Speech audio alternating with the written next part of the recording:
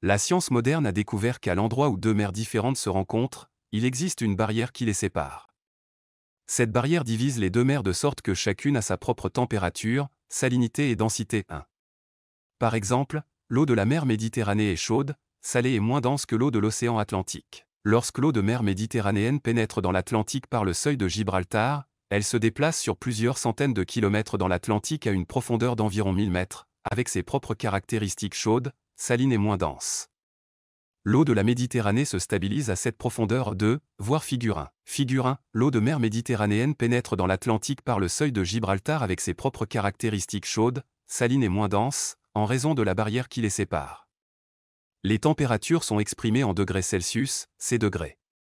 Géologie marine, Cunen, p. 43, avec une légère amélioration. Bien qu'il y ait de grandes vagues, de forts courants et des marées dans ces mers, ils ne se mélangent pas et ne transgressent pas cette barrière. Le Saint-Coran mentionne qu'il existe une barrière entre deux mers qui se rencontrent et qu'elles ne transgressent pas.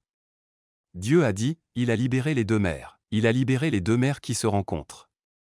Il y a une barrière entre elles. Elles ne transgressent pas, Coran 55, 19-20. Mais lorsque le Coran parle de la séparation entre l'eau douce et l'eau salée, il mentionne l'existence d'une cloison d'interdiction avec la barrière. Dieu a dit dans le Coran, c'est lui qui a libéré les deux sortes d'eau, l'une douce et appétissante, l'autre salée et amère.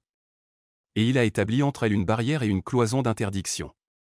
Coran 25, 53. On peut se demander pourquoi le Coran a mentionné la cloison lorsqu'il a parlé de la séparation entre l'eau douce et l'eau salée, mais ne l'a pas fait lorsqu'il a parlé de la séparation entre les deux mers. La science moderne a découvert que dans les estuaires, où l'eau douce et l'eau salée se rencontrent, la situation est quelque peu différente de celle que l'on trouve dans les endroits où deux mers se rencontrent. On a découvert que ce qui distingue l'eau douce de l'eau salée dans les estuaires est une zone pycnocline avec une discontinuité de densité marquée séparant les deux couches. 3. Cette cloison, zone de séparation, a une salinité différente de l'eau douce et de l'eau salée. 4. Voir figure 2. Il y a peut-être des choses que vous faites qui vous éloignent d'Allah. Si vous voulez savoir ce que c'est, cliquez sur le lien dans la description de la vidéo. Figure 2, coupe longitudinale montrant la salinité, partie par milliers pour 1000, dans un estuaire. On voit ici la cloison, zone de séparation, entre l'eau douce et l'eau salée.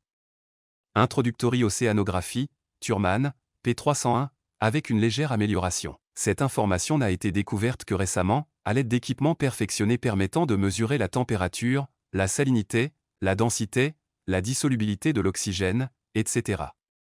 L'œil humain ne voit pas la différence entre les deux mers qui se rencontrent, les deux mers nous apparaissent comme une seule et même mer homogène. De même, l'œil humain ne peut pas voir la division de l'eau dans les estuaires en